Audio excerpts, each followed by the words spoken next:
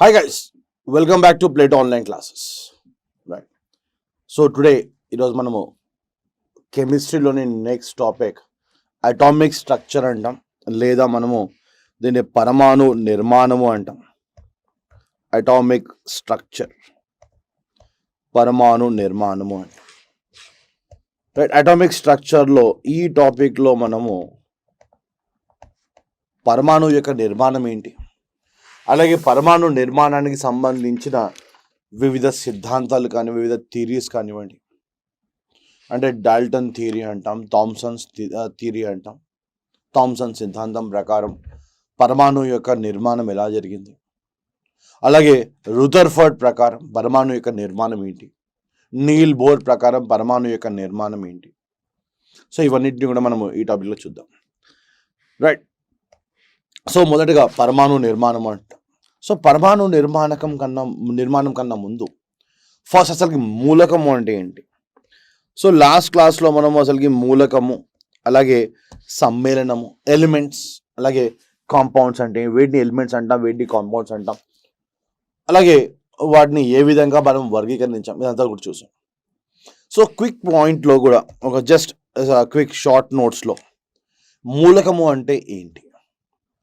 So ఏ పరమాణు యొక్క లేదా ఏదైనా ఒక పరమాణు తీసుకు ఆ పరమాణు యొక్క భౌతిక ధర్మాలు కానివ్వండి, లేదా వాటి యొక్క రసాయనిక ధర్మాలు కానివ్వండి, వేరే వాటి మీద ఆధారపడకుండా కంప్లీట్గా స్వతంత్రంగా ఉంటే వీటినే మనము ఒక మూలకము అంటాం. ఒక పరమాణు యొక్క భౌతిక ధర్మాలు, రసాయనిక ధర్మాలు కంప్లీట్గా 100%గా ఇండిపెండెంట్గా ఉండి స్వతంత్రంగా ఉన్నట్లయితే, వేరే వాటి మీద ఆధారపడకుండా 100% ఇండిపెండెంట్ ఉన్నట్లయితే వాటిని మనం మూలకము అంటాం. అలాగే విభిన్న మూలకాలు. సో ఈ మూలకాల్లో ఉండే, ఫర్ ఎగ్జాంపుల్ ఏదైనా ఒక మూలకం తీసుకున్నాం, ఆ మూలకంలో ఉండే పరమాణువులన్నీ కూడా ఒకే విధంగా ఉంటాయి. ఒక మూలకంలో ఒకే రకమైన పరమాణువులు కలిగి ఉంటాయి. విభిన్న మూలకాలు తీసుకున్నట్లయితే విభిన్న పరమాణువులు అందులో కనిపిస్తూ ఉంటాయి. సో విభిన్న పరమాణువులు కలయిక మూలంగా ఏర్పడే వాటిని మనము ఒక సమ్మేళనము అంటాం. 2 లేదా 3 పరమాణువులు కలుస్తూ ఉన్నాయి. For example hydrogen and oxygen అంటాం. ఈ 2 కలవడం మూలంగా ఒక మాలిక్యూల్ అనేది ఏర్పడతా ఉంది. హైడ్రోజన్, ఆక్సిజన్, లేదా 2 హైడ్రోజన్లు కలుస్తున్నాయి. 2 హైడ్రోజన్లు కానివ్వండి, 2 నైట్రోజన్లు కానివ్వండి, 2 క్లోరిన్ కానివ్వండి. సో ఇవి కలవడం మూలంగా ఏర్పడే వాటిని మనము సజాతి సమ్మేళనాలు అంటాం. అలాగే hydrogen and oxygen, sodium and chlorine, potassium and chlorine, ఇవి కలవడం మూలంగా ఏర్పడే వాటిని మనం విజాతి సమ్మేళనాలు అంటాం. సజాతి సమ్మేళనాలు, అలాగే విజాతి సమ్మేళనాలు. సో ఇది బేసిక్ థింగ్. సో ఆటమ్కి సంబంధించి, పరమాణుకు సంబంధించిన విభిన్న థియరీస్ చూసినట్లయితే, విభిన్న సిద్ధాంతాలు చూసినట్లయితే, సో వీటిలో మొదటి సిద్ధాంతం ఏంటి.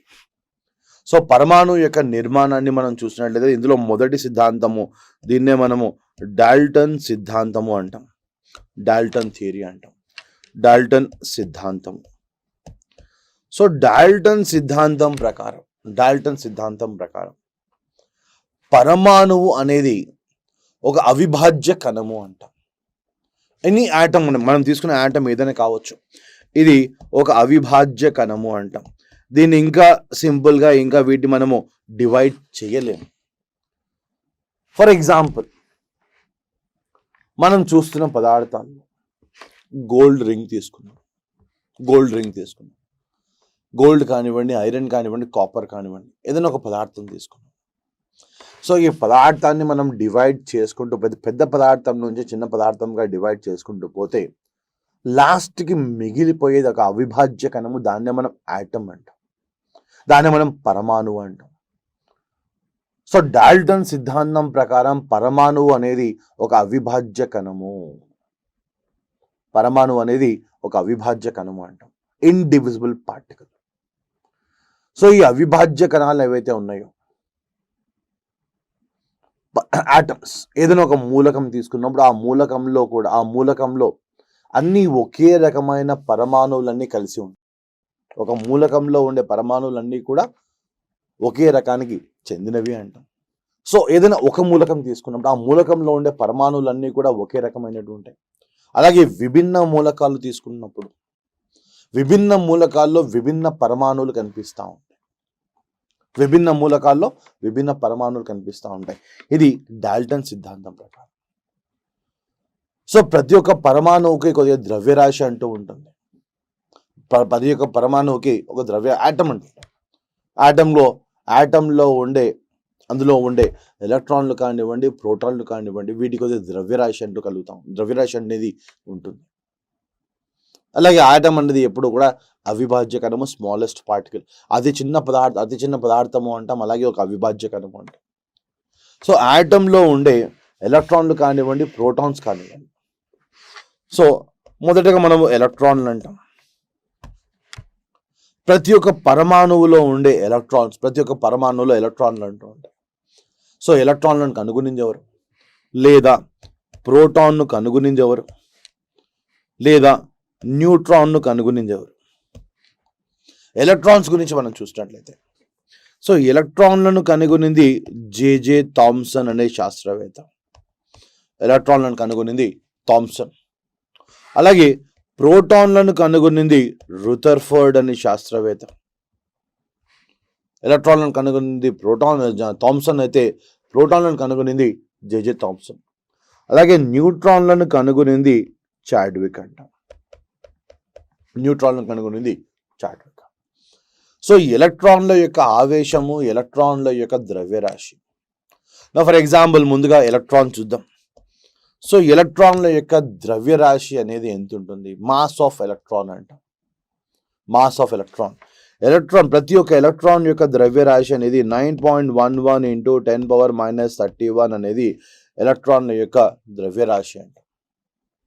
ఎలక్ట్రాన్ల యొక్క ద్రవ్యరాశి 9.11 ఇంటూ 10⁻31 kgs. అలాగే ఎలక్ట్రాన్కి ఉండే ఆవేశము ఎప్పుడూ కూడా రుణావేశమే, నెగటివ్ ఛార్జ్. ఎలక్ట్రాన్లకు ఎప్పుడు కూడా ఉండేది రుణావేశము అంటాం. నెగటివ్ ఛార్జ్ మాత్రమే ఇది కలిగి ఉంటుంది. అలాగే ప్రోటాన్ గురించి చూసినట్లయితే, ప్రోటాన్ల యొక్క ద్రవ్యరాశి అనేది 1.67 ఇంటూ 10⁻27 kgs అంటాం. అలాగే ప్రోటాన్లకు ఉండే ఆవేశం ఎప్పుడు కూడా పాజిటివ్, ధనావేశము అంటాం. ప్రోటాన్లకు ఉండేది ఎప్పుడు కూడా ధనావేశము అంటాం. అలాగే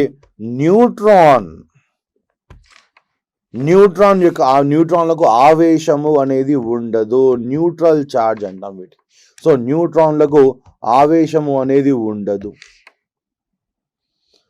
కానీ న్యూట్రాన్ల యొక్క ద్రవ్యరాశి మనం చూసినట్లయితే, న్యూట్రాన్ల యొక్క ద్రవ్యరాశి మరియు ప్రోటాన్ల యొక్క ద్రవ్యరాశి అనేది దాదాపుగా సమానంగా ఉంటుంది. 1.67 into 10⁻27 kgs. 1.67 into 10⁻27 kgs. So ఎలక్ట్రాన్ల యొక్క ద్రవ్యరాశి ఎంత?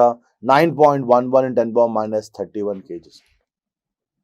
9.11 ఇంటూ 10⁻31 kgs. సో ఎలక్ట్రాన్లను కనుగొనింది థామ్సన్. అలాగే ప్రోటాన్లను కనుగొనింది రుదర్ఫర్డ్. అలాగే న్యూట్రాన్లను కనుగొనింది చాడ్విక్. సో వీటికి ఆవేశాలు అంటూ ఉంటాయి.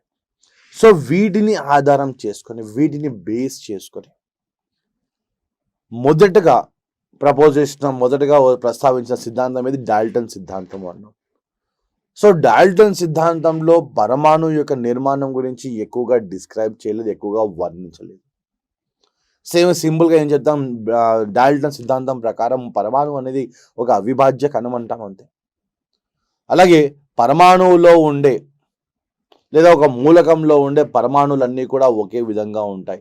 విభిన్న మూలకాల్లో విభిన్న పరమాణువులు ఉంటాయని అంటాం డాల్టన్ ప్రకారం. కానీ దీని తర్వాత వచ్చిన సిద్ధాంతాలు ఏవైతే ఉన్నాయో, ఇది పరమాణు యొక్క నిర్మాణాన్ని కంప్లీట్గా ఎక్స్ప్లెయిన్ చేయడానికి ప్రయత్నించడం జరిగింది. సో ఇందులో మొదటగా వచ్చింది థామ్సన్స్ మోడల్ అంట. సో థామ్సన్ మోడల్ పరమాణు యొక్క నిర్మాణం, దీన్ని మనము పరమాణు యొక్క నిర్మాణాన్ని దాదాపుగా ఒక 50% వరకు ఎక్స్ప్లెయిన్ చేసింది అని చెప్పగలుగుతాం. Thomsons model. సో థామ్సన్ సిద్ధాంతం ప్రకారం పరమాణువు అనేది గోళాకారంలో ఉంటుంది. పరమాణువు అనేది స్పెరికల్ షేప్డ్ అంటాం, లేదా గోళాకారంలో ఉంటుంది. సో ఈ గోళాకారంలో ఉన్న పరమాణువు యొక్క మధ్య భాగంలో రైట్ వీటిలో పాజిటివ్ ఛార్జెస్ అనేవి ఎప్పుడూ కూడా కంప్లీట్గా విస్తరించి ఉంటాయి. పాజిటివ్ ఛార్జెస్ అనేవి దీంట్లో సంపూర్ణంగా విస్తరించి ఉంటాయి. థామ్సన్ మోడల్ ప్రకారం గోళాకారంలో ఉన్న పరమాణువు మధ్యలో లేదా పరమాణువు లోపల పాజిటివ్ ఛార్జెస్ ధనావేశాలు అనేవి సంపూర్ణంగా విస్తరించి ఉంటాయి. Positive charges. సో ఈ పాజిటివ్ ఛార్జెస్ మధ్యలో రుణావేశాలు పొదిగి ఉంటాయి అంటాం. నెగటివ్ ఛార్జెస్ అనేవి పొదిగి ఉంటాయి అంటాం. వీటిని మనం నెగటివ్ ఛార్జెస్ అనేవి పాజిటివ్ ఛార్జెస్ మధ్యలో దే ఆర్ ఎంబెడెడ్ అంటాం. సో కంప్లీట్గా గోళాకారంలో సంపూర్ణంగా విస్తరించి ఉన్న ధనావేశాల మధ్యలో పాజిటివ్ ఛార్జెస్ మధ్యలో రుణావేశాలు అనేవి పొదిగి ఉన్నాయి థామ్సన్ సిద్ధాంతం ప్రకారం. సో పాజిటివ్ ఛార్జెస్ మధ్యలో రుణావేశాలు అనేవి పొదిగి ఉంటాయి. సో రుణావేశము అలాగే ధనావేశము రెండూ కూడా ఒకే దగ్గర ఉండడం మూలంగా చార్జ్ న్యూట్రాలిటీ అనేది ఏర్పడుతుంది. ఆవేశం అనేది తటస్థంగా ఉంటుంది. అందుకే పరమాణువు యొక్క ఆవేశం అనేది ఎప్పుడూ కూడా తటస్థము అంటాం. రైట్, పరమాణువు యొక్క ఆవేశం అనేది ఎప్పుడూ కూడా తటస్థము, న్యూట్రల్ చార్జ్. కానీ ఈ థామ్సన్ సిద్ధాంతానికి, థామ్సన్ మోడల్కి కొన్ని డిఫెక్ట్స్ అంటూ ఉన్నాయి, చూపిస్తాం. డిఫెక్ట్స్ ఏంటో చూద్దాం. అలాగే థామ్సన్ మోడల్ ప్రకారం ఏమంటాం, థామ్సన్ సిద్ధాంతం ప్రకారం పరమాణువు గోళాకారంలో ఉంది. ఈ గోళాకారంలో ధనావేశం అంతా కూడా విస్తరించి ఉంటే వీటి మధ్యలో రుణావేశాలు పొదిగి ఉన్నాయి అన్నాం. సో ఏ విధంగా దీన్ని మనము పుచ్చకాయతో పోల్చడం జరిగింది. థామ్సన్ పరమాణువును పుచ్చకాయతో పోల్చడం జరిగింది, వాటర్ మిలన్ అంటాం. అందుకే థామ్సన్ మోడల్ని పుచ్చకాయ నమూనా అని కూడా అంటారు. పుచ్చకాయ నమూనా అంటాం, లేదా దీన్ని మనము వాటర్ మిలన్ మోడల్ అని కూడా అంటాం. సో థామ్సన్ మోడల్కి ఉన్న మరొక మొదటి పేరు ఏమంటాం, దీన్ని పుచ్చకాయ నమూనా అంటాం. రెండవది థామ్సన్ మోడల్ని ఫ్రూట్ బన్ అని కూడా అంటారు. రైట్, ఫ్రూట్ బన్ అని కూడా అంటారు. థామ్సన్ మోడల్కి మరొక పేరు దీన్ని ఫ్రూట్ బన్ అని కూడా అంటారు. ఫ్రూట్ బన్ కావచ్చు లేదా పుచ్చకాయ నమూనా కావచ్చు. పుచ్చకాయలో మనం చూసినట్లయితే సో ఎర్రటి పదార్థం మధ్యలో విత్తనాలు అనేవి పొదిగి ఉన్నట్లు కనిపిస్తూ ఉంటాయి.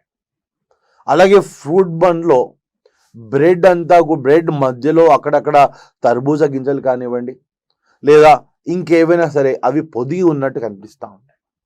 సో థామ్సన్ మోడల్లో కూడా పరమాణువు మధ్యలో రుణావేశాలన్నీ కూడా ధనావేశాల మధ్యలో పొదిగి ఉన్నట్లు కనిపిస్తూ ఉంటాయి. అందుకే థామ్సన్ మోడల్ని మనం పుచ్చకాయ నమూనా అంటాం, లేదా ఫ్రూట్ బన్ నమూనా అని కూడా అంటాం. సో ఇది థామ్సన్స్ మోడల్. సో థామ్సన్ మోడల్లో ఉన్న లోపాలు ఏంటి, డిఫెక్ట్స్ ఏంటి? సో థామ్సన్ మోడల్ ప్రకారము ధనావేశము మరియు రుణావేశము ఈ రెండూ కూడా ఒకే దగ్గర ఉన్నప్పుడు చార్జ్ న్యూట్రాలిటీ అనేది ఏర్పడుతుంది. ఆవేశాలు అనేవి రెండు కూడా కలిసిపోవడం, పాజిటివ్ ఛార్జ్ అలాగే నెగిటివ్ ఛార్జ్ రెండు కూడా కలిసిపోవడం మూలంగా ఒక తటస్థంగా పరమాణువు అనేది ఒక తటస్థంగా ఏర్పడుతూ ఉంటుంది. పరమాణువు యొక్క ఆవేశం అనేది తటస్థంగా ఏర్పడుతుంది. కానీ పాజిటివ్ ఛార్జ్, నెగిటివ్ ఛార్జ్, ధనావేశము రుణావేశము ఈ రెండు కూడా కంప్లీట్గా సంపూర్ణంగా కలిసిపోతే అసలు పరమాణువు యొక్క నిలకడ అనేది, స్టెబిలిటీ అనేది ఎలా సాధ్యపడుతుంది అనేది అతను ఎక్స్ప్లెయిన్ చేయలేకపోయాడు. సో థామ్సన్ సిద్ధాంతం ప్రకారం పరమాణువులో రుణావేశాలు అలాగే ధనావేశాలు రెండూ కూడా ఒకే దగ్గర ఉన్నాయి. ధనావేశం మధ్యలో రుణావేశాలు పొదిగి ఉన్నాయి. కానీ వాస్తవంగా మనం చూసినట్లయితే ధనావేశము రుణావేశము రెండూ కూడా ఒకే దగ్గర ఉన్నప్పుడు, ధనావేశము మరియు రుణావేశము ఈ రెండు కూడా ఒకే దగ్గర ఉన్నప్పుడు ఈ రెండు కలవడం మూలంగా ఒక న్యూట్రల్ ఛార్జ్ అనేది ఏర్పడుతూ ఉంటుంది. పరమాణువు యొక్క ఆవేశం అనేది తటస్థంగా అవుతుంది, జీరో అయిపోతుంది. పరమాణువు యొక్క ఆవేశం జీరో అయిపోతుంది. సో అలాంటి సందర్భంలో పరమాణువు యొక్క నిలకడ ఎక్కడి నుండి వస్తుంది, స్టెబిలిటీ అనేది ఎక్కడి నుండి వస్తుంది అతను ఎక్స్ప్లెయిన్ చేయలేకపోయాడు. ఇది థామ్సన్ మోడల్లో ఉన్న ముఖ్యమైన లోపము అంటే డిఫెక్ట్ అంట. సో థామ్సన్ మోడల్లో ఉన్న లోపాన్ని అధిగమించడం కోసం తర్వాత వచ్చిన మోడల్ రూథర్ఫర్డ్ మోడల్ అంటాం, రూథర్ఫర్డ్ నమూనా అంటాం. తర్వాత వచ్చిన మోడల్ని రూథర్ఫర్డ్ నమూనా అంటాం. రూథర్ఫర్డ్ నమూనా లేదా Rutherford model. So Rutherford model ప్రకారం సో ఇతని ప్రకారం కూడా పరమాణువు అనేది గోళాకారంలో ఉంది. అంటే థామ్సన్ మోడల్ మరియు రూథర్ఫర్డ్ మోడల్ ఈ రెండిటి ప్రకారం పరమాణు యొక్క ఆకారము గోళాకారంలోనే ఉంది. రైట్. అలాగే రూథర్ఫర్డ్ ప్రతిపాదించి కొన్ని ఇంట్రెస్టింగ్ విషయాలను ప్రతిపాదించడం జరిగింది. సో రూథర్ఫర్డ్ మొదటిసారి పరమాణువు కేంద్రకం గురించి చర్చించడం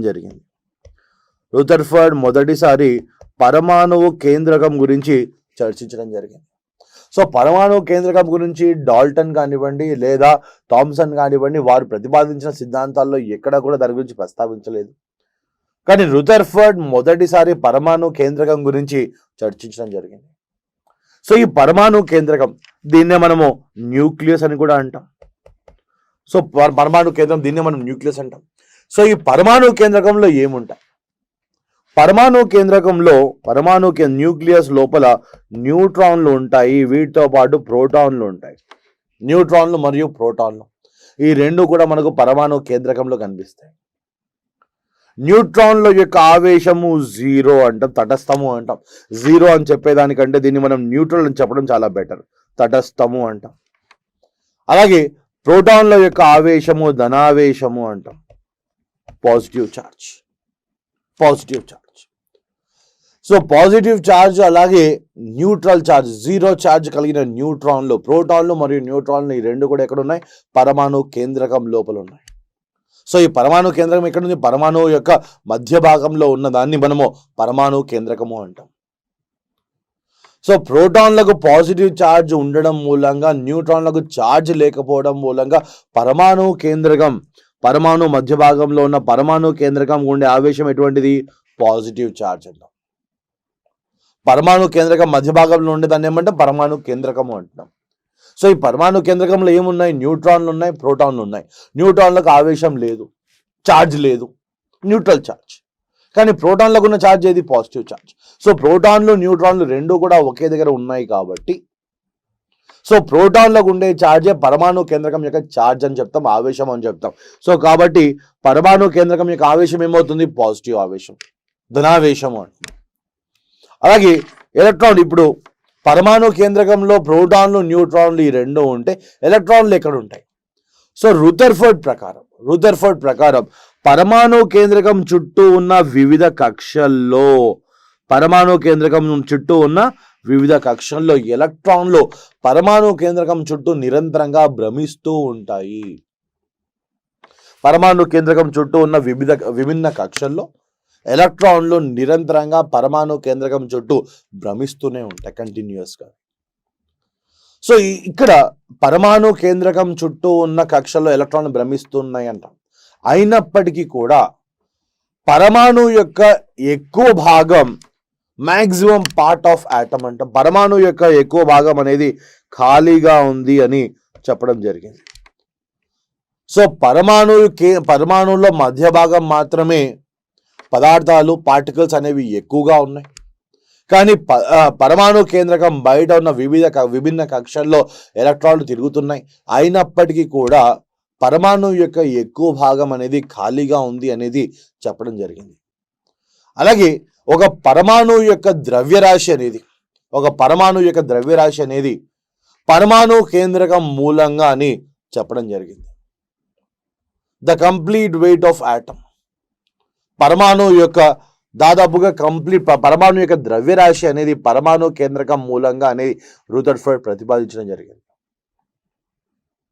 సో పరమాణు కేంద్రకంలో ఏమున్నాయి? ప్రోటాన్లు, న్యూట్రాన్లు. అంటే ప్రోటాన్లు మరియు న్యూట్రాన్ల యొక్క ద్రవ్యరాశిని పరమాణు యొక్క ద్రవ్యరాశి అని చెప్పడం జరిగింది. సో ఈ నమూనాలో, రూథర్ఫర్డ్ నమూనా ప్రకారం ఎలక్ట్రాన్లు పరమాణు కేంద్రకం చుట్టూ విభిన్న కక్షల్లో నిరంతరంగా భ్రమిస్తూనే ఉన్నాయి. ఏ విధంగా? మన సౌరమండలంలో గ్రహాలు సూర్యుడి చుట్టూ తిరుగుతున్నట్టు పరమాణువులో ఉన్న ఎలక్ట్రాన్లు కూడా విభిన్న కక్షల్లో పరమాణు కేంద్రకం చుట్టూ నిరంతరంగా తిరుగుతూనే ఉన్నాయి. అందుకే రూదర్ఫర్డ్ నమూనాని ప్లానెటరీ మోడల్ కూడా అంటాం, సౌరమండల నమూనా అని కూడా అంటాం. రైట్. సో రూదర్ఫర్డ్ మోడల్ని మనము సౌరమండల నమూనా అని కూడా అంటాం, సౌరమండల నమూనా అంటాం, ప్లానెటరీ మోడల్ అని కూడా అంటాం, also known as planetary model. ఎందుకు రూదర్ఫర్డ్ మోడల్ కానివ్వండి, పరమాణు మోడల్ కానివ్వండి, పరమాణు స్ట్రక్చర్ అంటే రూదర్ఫర్డ్ ప్రకారం పరమాణులో ఉండే ఎలక్ట్రాన్స్ ఏవైతే ఉన్నాయో పరమాణు కేంద్రకం చుట్టూ నిరంతరంగా తిరుగుతూనే ఉన్నాయి. ఏ విధంగా అవి సౌరమండలంలో సూర్యుడి చుట్టూ గ్రహాలు నిరంతరంగా ఎలా తిరుగుతున్నాయో అలాగే ఇక్కడ ఎలక్ట్రాన్లు కూడా పరమాణు కేంద్రకం చుట్టూ నిరంతరంగా భ్రమిస్తున్నాయి. కాబట్టి దీన్నే మనము ప్లానెటరీ మోడల్ అంటాం లేదా సౌరమండల నమూనా అంటాం. థామ్సన్ మోడల్ అలాగే రూదర్ఫర్డ్ మోడల్, థామ్సన్ సిద్ధాంతము రూదర్ఫర్డ్ సిద్ధాంతం రెండింటిని మనం కంపేర్ చేసినట్లయితే థామ్సన్ ప్రకారము రుణావేశము మరియు ధనావేశము రెండూ కూడా ఒకే దగ్గర ఉన్నాయి. రెండూ ఒకే దగ్గర ఉండడం మూలంగా ధనావేశము రుణావేశం రెండూ కలిసిపోవడం మూలంగా పరమాణువుకి నిలకడ ఎక్కడి నుండి లభిస్తుంది అనేది థామ్సన్ ఎక్స్ప్లెయిన్ చేయలేకపోయారు. అది థామ్సన్ సిద్ధాంతం యొక్క లోపము అని చెప్తాం, డిఫెక్ట్ అని చెప్తాం. థామ్సన్ సిద్ధాంతం ఫెయిల్ అవ్వడానికి మెయిన్ కారణం అని చెప్పొచ్చు. కానీ రూదర్ఫర్డ్ మోడల్కి వచ్చే వరకు సో ఎలక్ట్రాన్లు ప్రోటాన్లు రెండు కూడా వేరువేరు స్థానాల్లో ఉన్నాయి. ఎలక్ట్రాన్లు అనేవి పరమాణు కేంద్రకం చుట్టూ ఉన్న విభిన్న కక్షలో నిరంతరంగా భ్రమిస్తున్నాయి. అలాగే ప్రోటాన్లు అనేవి పరమాణు కేంద్రకం మధ్యలో ఉన్నాయి. రెండు కూడా వేరువేరు స్థానాల్లో ఉన్నప్పటికీ కూడా రూదర్ఫర్డ్ సిద్ధాంతము పరమాణు నిలకడగా ఎలా ఉంటుందో చెప్పలేకపోయింది అంట. ఇది one of the defects again. So Rutherford మోడల్లో కూడా ఆటమ్ యొక్క స్టెబిలిటీ ఎలా వస్తుంది, సో ఇది చెప్పలేకపోవడానికి కారణం ఏంటంటే మనము క్లాసికల్ మెకానిక్స్ అంటాం, క్లాసికల్ సిద్ధాంతము అంటాం. సో ఫిజిక్స్లో మనం చూసినట్లయితే క్వాంటమ్ మెకానిక్స్ అంటాం, ఇంకొకటి క్లాసికల్ సిద్ధాంతము అంటాం. క్వాంటమ్ మెకానిక్స్ మన కంటికి కనిపించని పదార్థాలు ఏవైతే ఉన్నాయో వీటికి సంబంధించిన శాస్త్రాన్ని మనం క్వాంటమ్ మెకానిక్స్ అంటాం. అవి ఎలక్ట్రాన్స్ కావచ్చు, ప్రోటాన్లు కావచ్చు, న్యూట్రాన్స్ కావచ్చు, మీసాన్స్ కానివ్వండి, బైమీసాన్స్ కానివ్వండి, వీటి గురించి చర్చించే శాస్త్రము, వీటి గురించి అధ్యయనం చేసే శాస్త్రము, దీన్ని మనం క్వాంటమ్ మెకానిక్స్ అంటాం. అలాగే ఈ వస్తువు మనకు కనిపిస్తుంది, పెన్ మనకు కనిపిస్తుంది, పెన్ పైకి విసిరేస్తే కిందికి వస్తుంది. కారణం ఏంటి? గురుత్వాకర్షణ శక్తి అంటాం. సో ఒకవేళ మనము ఈ పెన్ ఇలా విసిరేసాం, పెన్ విసిరేసినప్పుడు ఇది ఇలా పారాబోలిక్ పాత్లో ప్రయాణిస్తుంది అంటాం. అది ప్రయాణిస్తున్న మార్గం పరావలయ మార్గము అంటాం. దీనికి వ్యాప్తి అనేది ఉంటుంది, రేంజ్ అంటాం దాన్ని. సో పరావలయ మార్గంలో ప్రయాణిస్తున్న వస్తువు కావచ్చు, స్వేచ్ఛగా పతనం చెందుతున్న వస్తువు కావచ్చు, లేదా పైకి విసిరేసిన వస్తువు కావచ్చు, వీటన్నిటి మీద కూడా గురుత్వాకర్షణ శక్తి అనేది పనిచేస్తూ ఉంటుంది. లేదా ఆ వస్తువు రేఖీయ చలనంలో ఉండనివ్వండి, స్ట్రైట్ లైన్ మోషన్లో ప్రయాణిస్తున్నా కూడా వాటి మీద గురుత్వాకర్షణ శక్తి అనేది ఉంటుంది. సో వీటి గురించి మనం డిస్కస్ చేసే దాన్ని మనం క్లాసికల్ మెకానిక్స్ అంటాం. సో మన కంటికి కనిపించే పదార్థాలకు మనము న్యూటన్ గమన నియమాలని వర్తింప చేయొచ్చు. కానీ కంటికి కనిపించిన ఎలక్ట్రాన్లు కానివ్వండి, ప్రోటాన్లు కానివ్వండి, న్యూట్రాన్లు కానివ్వండి, వీటికి మనము న్యూటన్ గమన నియమాలను వర్తింప చేయలేము. దాన్ని మనము క్వాంటమ్ మెకానిక్స్ అంటాం. సో ఎక్కడైతే మనము న్యూటన్ గమన నియమాన్ని వర్తింప చేయగలుగుతున్నామో దాన్ని మనం క్లాసికల్ మెకానిక్స్ అంటాం. సో రూదర్ఫర్డ్ తన సిద్ధాంతాన్ని ప్రతిపాదించినప్పుడు ఇంకా క్వాంటమ్ మెకానిక్స్ అవతరించలేదు. సో అతని సిద్ధాంతం ప్రకారం ఎలక్ట్రాన్లు అనేవి నిరంతరంగా విభిన్న కక్షల్లో పరమాణు కేంద్రకం చుట్టూ నిరంతరంగా భ్రమిస్తూనే ఉన్నాయి. సో ఇలా భ్రమిస్తున్న ఎలక్ట్రాన్లు ఏదైనా సరే, ఏ పదార్థమైనా సరే వృత్తాకార మార్గంలో నిరంతరంగా భ్రమిస్తున్నట్లయితే కొంతసేపటికి వృత్తాకార మార్గంలో భ్రమిస్తున్న ఏ పదార్థమైనా సరే కొంతసేపటికి తన శక్తిని కోల్పోయి ఆ కేంద్రకం మధ్యలో పడి తన శక్తిని కోల్పోతుంది. సో వృత్తాకార మార్గంలో ప్రయాణిస్తున్న ఏ పదార్థమైనా సరే తన శక్తిని నిరంతరంగా కోల్పోతుంది. ఒకవేళ ఫర్ ఎగ్జాంపుల్ ఇక్కడ మనం ఎలక్ట్రాన్ అంటున్నాం. సో ఎలక్ట్రాన్ అనేది ఈ పరమాణు కేంద్రకం చుట్టూ ఉన్న విభిన్న కక్షలో నిరంతరంగా భ్రమిస్తుంది అన్నాం. సో ఒకవేళ ఈ ఎలక్ట్రాన్ అనేది ఈ వృత్తాకార మార్గంలో నిరంతరంగా భ్రమిస్తుంటే రుదర్ఫోర్డ్ సిద్ధాంతం ప్రకారం సో ఈ ఎలక్ట్రాన్ ఇలా కంటిన్యూస్గా భ్రమిస్తూనే ఉంది. కానీ క్లాసికల్ మెకానిక్స్ ప్రకారం, క్లాసికల్ సిద్ధాంతం ప్రకారం వృత్తాకార మార్గంలో ప్రయాణిస్తున్న ఏ పదార్థమైనా సరే కొంతసేపటి తన శక్తిని కోల్పోతుంది అన్న.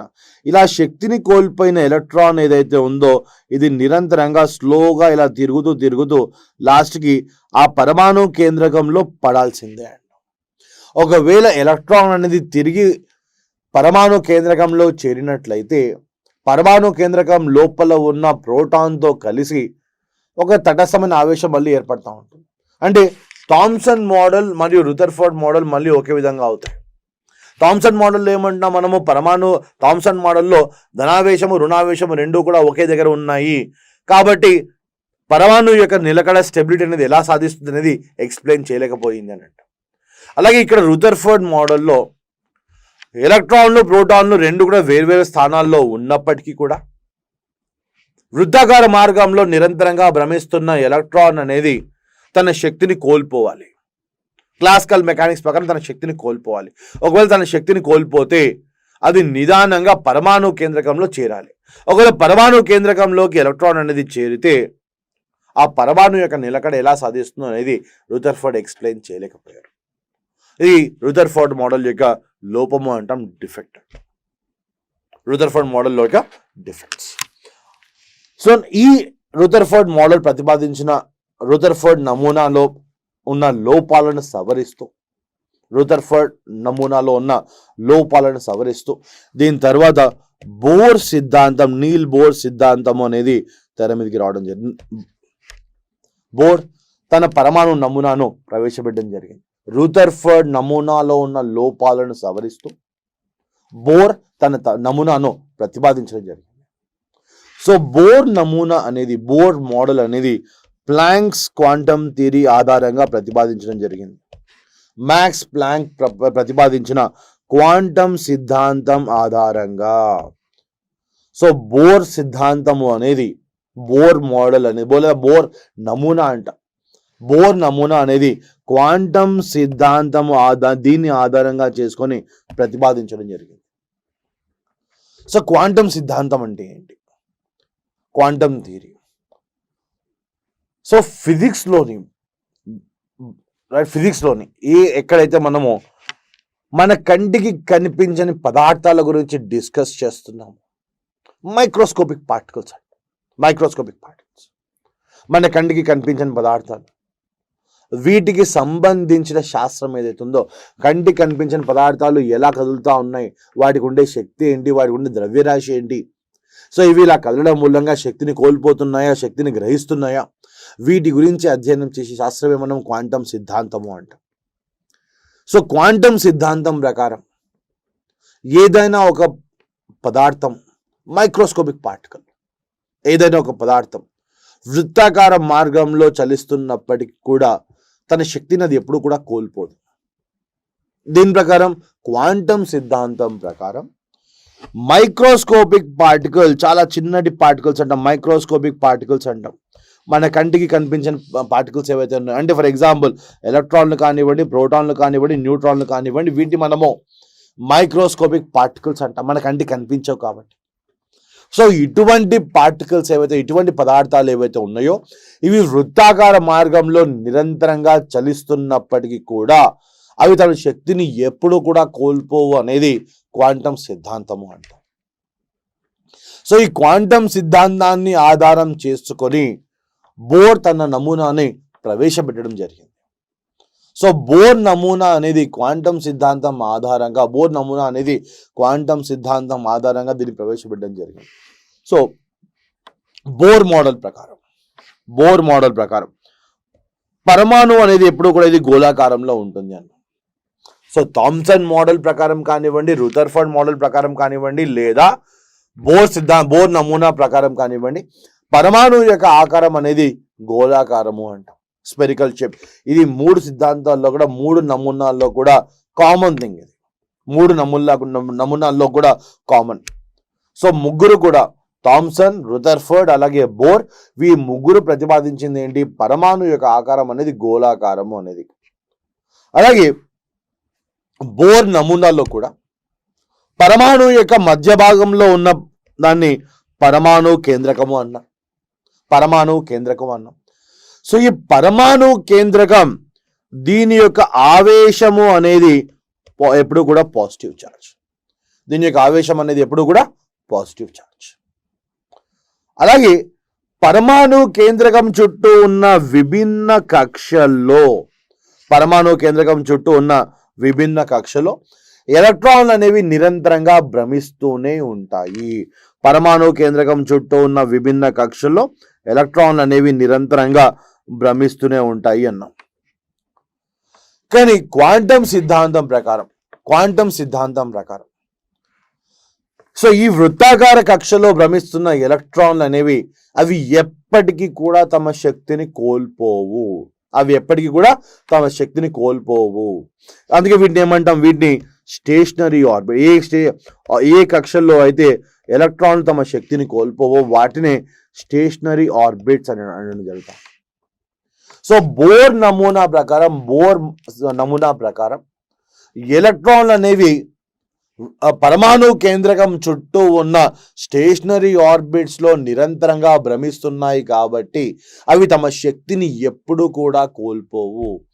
సో శక్తిని కోల్పోకపోవడం మూలంగా ఇవి శక్తిని కోల్పోవట్లేదు కాబట్టి ఎలక్ట్రాన్లు అనేవి నిరంతరంగా వృత్తాకార మార్గంలో పరమాణు కేంద్రకం చుట్టూ అవి ఎప్పటికీ కూడా తిరుగుతూనే ఉంటాయి. అలాగే పరమాణు యొక్క నిలకడ అనేది ఏర్పడుతుంది అనేది బోర్ యొక్క నమూనా చెప్తుంది. సో రుదర్ఫర్డ్ ప్రకారం ఏమన్నా పరమాణు కేంద్రకం చుట్టూ ఉన్న విభిన్న కక్షల్లో ఎలక్ట్రాన్లు అనేవి నిరంతరంగా భ్రమిస్తూనే ఉన్నాయి. కానీ అప్పటికి ఇంకా క్వాంటం సిద్ధాంతం అనేది తెర మీదకి రాలేదు, ప్రతిపాదించలేదు. సో అప్పటికి ఉన్న మోడల్స్ కానివ్వండి, అప్పటికి ఉన్న సైన్స్ని బేస్ చేసుకొని ఎలక్ట్రాన్లు ఒకవేళ వృత్తాకార మార్గంలో చలిస్తున్నట్లయితే వాడి శక్తిని కోల్పోవాలి. శక్తిని కోల్పోతే పరమాణు కేంద్రకంలోకి చేరాలి. అలా చేరితే పరమాణు యొక్క నిలకడ అనేది, స్టెబిలిటీ అనేది క్వశ్చన్ మార్క్ అవుతుంది. దాని యొక్క స్టెబిలిటీని మనం ఎక్స్ప్లెయిన్ చేయలేం. అది రుదర్ఫర్డ్ మోడల్ యొక్క లోపము అంటాం. సో దాన్ని అధిగమిస్తూ బోర్ నమూనాను ప్రతిపాదించడం జరిగింది. సో బోర్ నమూనాలో కూడా ఎలక్ట్రాన్లు అనేవి ఒక వృత్తాకార మార్గంలోనే చలిస్తున్నాయి. కానీ బోర్ నమూనా అనేది క్వాంటం సిద్ధాంతం ఆధారంగా ప్రతిపాదించింది. క్వాంటం సిద్ధాంతం ప్రకారం సో ఏదైనా ఒక పదార్థం వృత్తాకార మార్గంలో చలిస్తున్నట్లయితే అది ఎప్పుడూ కూడా తన శక్తిని కోల్పోదు. కారణం ఏంటి? ఈ వృత్తాకార మార్గంలో ఉన్న కక్షలని ఇక్కడ స్టేషనరీ ఆర్బిట్స్ అనడం జరిగింది. వీటినే మనము స్టేషనరీ ఆర్బిట్స్ అంటాం. సో ఎలక్ట్రాన్ అనేది ఈ స్టేషనరీ ఆర్బిట్స్లో తిరుగుతున్నంత కాలం, భ్రమిస్తున్నంత కాలం ఎప్పుడు కూడా అవి తమ శక్తిని కోల్పోవు. ఇది బోర్ నమూనా. అలాగే బోర్ నమూనా ప్రకారం పరమాణు కేంద్రకం చుట్టూ ఉన్న కక్షలకు కొన్ని పేర్లు పెట్టడం జరిగింది. సో మొదటి కక్షను కే అంటారు, తర్వాత దాన్ని ఎల్ అంటాం, ఎల్. సో దాని తర్వాత ఉన్నదాన్ని ఎం అంటాం, దాని తర్వాత ఉన్నదాన్ని ఎన్. ఇవన్నీ కూడా పరమాణు కేంద్రకం చుట్టూ ఉన్న విభిన్న కక్షలు. సో ఈ కక్షల్లో ఎలక్ట్రాన్లు అనేవి నిరంతరంగా భ్రమిస్తూనే ఉంటాయి. అవి ఎప్పుడూ కూడా తమ శక్తిని కోల్పోవడం అనేది జరగదు. వీటిని స్టేషనరీ ఆర్బిట్స్ అనడం జరుగుతూ ఉంటుంది. అంటాం. సో ఈ స్టేషనరీ ఆర్బిట్స్లో ఎలక్ట్రాన్లు తిరుగుతున్నంత కాలం అవి ఎప్పుడూ కూడా తమ శక్తిని కోల్పోవు. అలాగే ఈ విభిన్న కక్షల్లో ఎలక్ట్రాన్లు భ్రమిస్తున్నాయి అంట. సో ఒక కక్ష నుండి మరొక కక్షకు ఎలక్ట్రాన్లు చేరుతున్నట్లయితే సో రెండు కక్షల మధ్య ఎనర్జీ డిఫరెన్స్ అనేది శక్తి వ్యత్యాసం అంటాం. ఎనర్జీ డిఫరెన్స్ అనేది ఎప్పుడు కూడా E2 - E1 = hν అంటాం. E2 - E1 = hν. ఇది K అనేది మొదటి కక్ష అంట. పరమాణు కేంద్రకం చుట్టూ ఉన్న మొదటి కక్షను మనము K అంటాం, రెండవ కక్షను L అంటాం, మూడవ కక్ష M అంటాం, నాలుగవ కక్షను N అంటాం. ఒకవేళ ఐదవ కక్ష అనేది ఉంటే, ఫిఫ్త్ ఆర్బిట్ అనేది ఒకవేళ ఉంటే దాన్ని మనము O అంటాం. KLMNO. ఇవన్నీ ఈ ఐదు కూడా పరమాణు కేంద్రకం చుట్టూ ఉన్న విభిన్న కక్షలు. ఇవన్నీ కూడా పరమాణు కేంద్రకం చుట్టూ ఉన్న విభిన్న కక్షలు. సో ఈ కక్షలో ఎలక్ట్రాన్లు అనేవి పరమాణు కేంద్రకం చుట్టూ నిరంతరంగా భ్రమిస్తూనే ఉంటాయి. ఒకవేళ ఎలక్ట్రాన్లు అనేవి పై స్థాయి నుండి కింది స్థాయికి జంప్ చేస్తున్నట్లయితే, హయ్యర్ ఎనర్జీ లెవెల్ నుండి లోవర్ ఎనర్జీ లెవెల్కి జంప్ చేస్తున్నట్లయితే, అంటే ఇక్కడ నుంచి ఒకవేళ ఎలక్ట్రాన్లు అనేవి M ఆర్బిట్ నుండి M కక్ష నుండి N కక్షకు, M నుండి Lకు, ఎప్పుడు కూడా ఇవి హై ఆర్బిట్ నుండి లోవర్ ఎనర్జీ ఆర్బిట్కి జంప్ చేస్తూ ఉంటాయి. అంటే N నుండి Mకి కానివ్వండి, N నుండి Mకి కావచ్చు, లేదా M నుండి Lకి కావచ్చు. సో ఎలక్ట్రాన్లు అయితే ఎప్పుడైతే ఇది ఎక్కువ స్థాయి నుండి తక్కువ స్థాయికి జంప్ చేస్తున్నాయో అవి కొద్దిగా శక్తిని అంటూ విడుదల చేస్తూ ఉంటాయి. ఎంత శక్తిని విడుదల చేస్తున్నాయంటే hν అంటాం. E2 - E1 = hν అంటాం. E2 - E1 = hν. ఇది ఎప్పుడు పాసిబుల్ అవుతుంది? ఎలక్ట్రాన్లు ఎప్పుడైతే ఎక్కువ స్థాయి నుండి తక్కువ స్థాయికి జంప్ చేస్తాయో అవి అప్పుడు విడుదల చేసే శక్తి అనేది hν. ఇక్కడ H అనేది ప్లాంక్స్ కాన్స్టెంట్ అంటాం. H అనేది ప్లాంక్స్ కాన్స్టెంట్. సో ఈ ప్లాంక్స్ కాన్స్టెంట్ యొక్క విలువ ఎంత? 6.67 × 10⁻−34 జౌల్స్ సెకండ్. ఇది ప్లాంక్స్ కాన్స్టెంట్ యొక్క విలువ. అలాగే ఇక్కడ న్యూ అంటున్నాం, E = hν అన్నాం. న్యూ అంటే ఏంటి? న్యూ అంటే ఫ్రీక్వెన్సీ అండి. న్యూ అంటే ఫ్రీక్వెన్సీ అంటాం, లేదా దీన్నే మనము పౌనపున్యం అంటాం. పౌనపున్యం అది విడుదల చేస్తున్న శక్తి యొక్క పౌనపున్యం. సో ఎలక్ట్రాన్లు ఎప్పుడైతే ఎక్కువ స్థాయి నుండి తక్కువ స్థాయికి జంప్ చేస్తున్నాయో అప్పుడు కొంచెం శక్తి అనేది విడుదల అవుతుంది. ఆ శక్తికి కొంచెం, ఆ ఎనర్జీకి అనేది కొద్ది శక్తి అనేది ఉంటుంది. ఆ ఎనర్జీకి కొద్దిగా రేడియేషన్ అంటాం, దానికి కొద్దిగా ఫ్రీక్వెన్సీ అనేది ఉంటుంది. ఆ ఫ్రీక్వెన్సీనే మనము న్యూ అంటాం. సో ఎలక్ట్రాన్లు ఎప్పుడైతే ఎక్కువ స్థాయి నుండి తక్కువ స్థాయికి జంప్ చేస్తున్నాయో కొద్దిగా శక్తిని అంటూ విడుదల చేస్తుంటాయి. అవి రిలీజ్ చేసే శక్తికి కొద్దిగా ఫ్రీక్వెన్సీ అనేది, పౌనపున్యం అనేది కలిగి ఉంటుంది. దాన్నే మనం న్యూ అనే అక్షరంతో సూచిస్తూ ఉంటాం. అలాగే ఈ ఎలక్ట్రాన్లు ఎక్కువ స్థాయి నుండి తక్కువ స్థాయికి జంప్ చేస్తున్నప్పుడు ఎనర్జీ రిలీజ్ చేస్తున్నాయి అన్న. సో ఎనర్జీని రిలీజ్ చేయడంతో పాటు రైట్ ఇక్కడ సో ఎలక్ట్రాన్లు ఎక్కువ స్థాయి నుండి తక్కువ స్థాయికి జంప్ చేస్తున్నప్పుడు హై ఎనర్జీ లెవెల్ నుండి లోవర్ ఎనర్జీ లెవెల్కి, ఎక్కువ స్థాయి నుండి తక్కువ స్థాయికి జంప్ చేస్తున్నప్పుడు శక్తిని విడుదల చేస్తాయి. అలాగే ఎలక్ట్రాన్లు తక్కువ స్థాయి నుండి పై స్థాయికి, కింది స్థాయి నుండి పై స్థాయికి జంప్ చేస్తున్నప్పుడు శక్తిని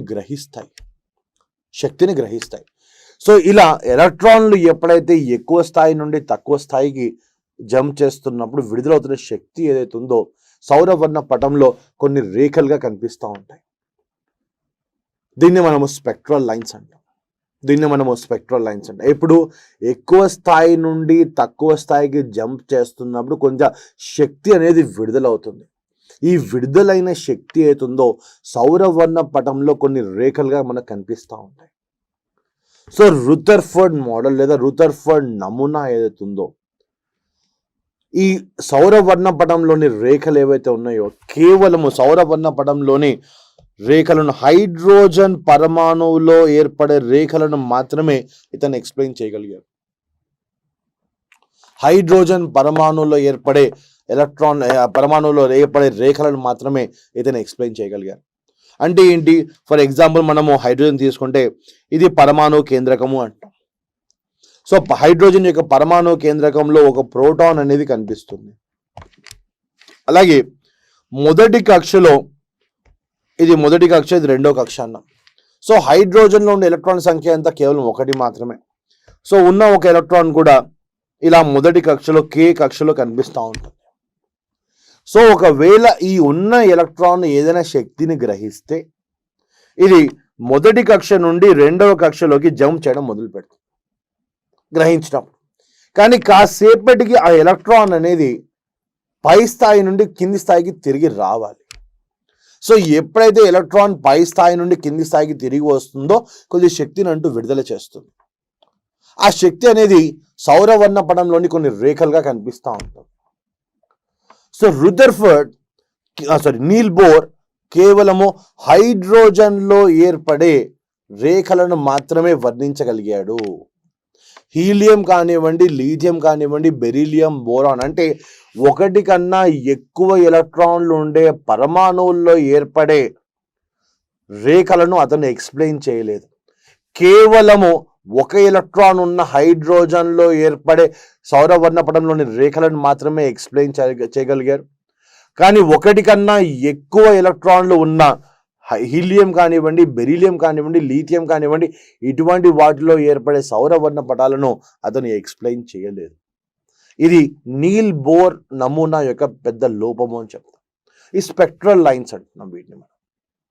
సో ఎలక్ట్రాన్లు ఎప్పుడైతే పై స్థాయి నుండి కింది స్థాయికి జంప్ చేస్తుంటాయో, చేరుతుంటాయో, పై స్థాయి నుండి కింది స్థాయికి చేరుతున్నప్పుడు శక్తిని విడుదల చేస్తాయి.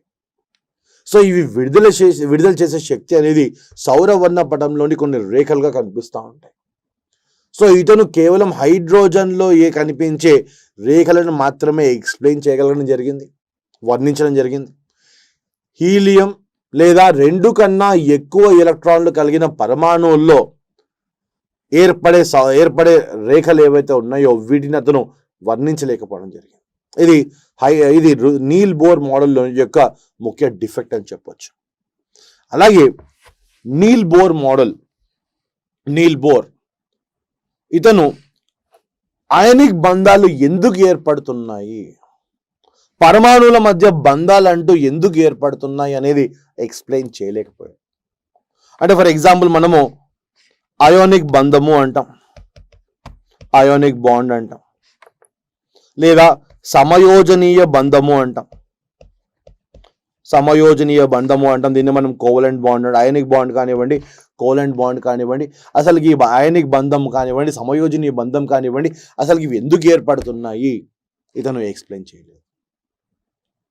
ఇదంతా కూడా వీటిని మనము నీల్ బోర్ మోడల్లోని డిఫెక్ట్స్ అని చెప్పవచ్చు.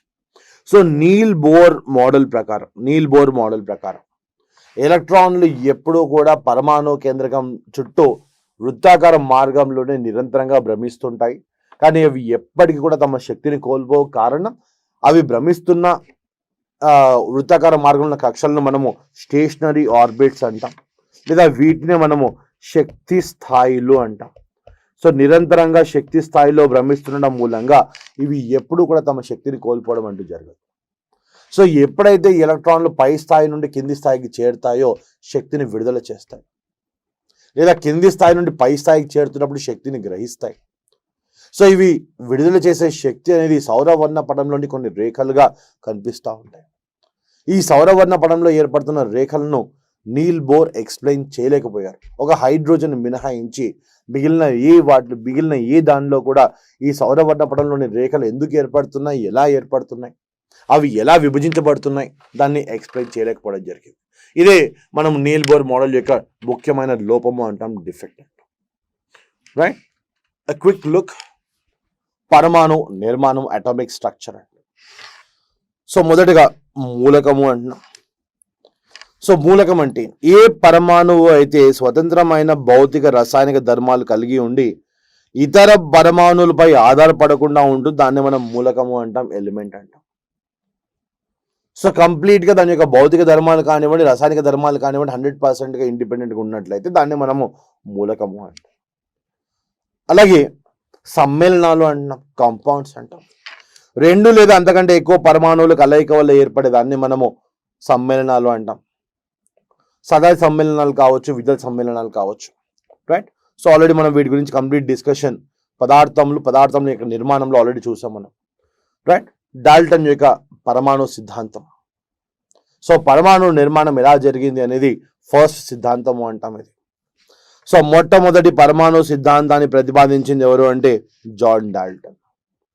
సో ఇతని ప్రకారం పరమాణు అనేది ఒక అవిభాజ్య కణము అంటాం, ఇండివిజిబుల్ పార్టికల్, అవిభాజ్య కణము అంటున్నాం. అలాగే ఒక మూలకం యొక్క పరమాణువులన్నీ కూడా ఒకే విధంగా ఉంటాయి.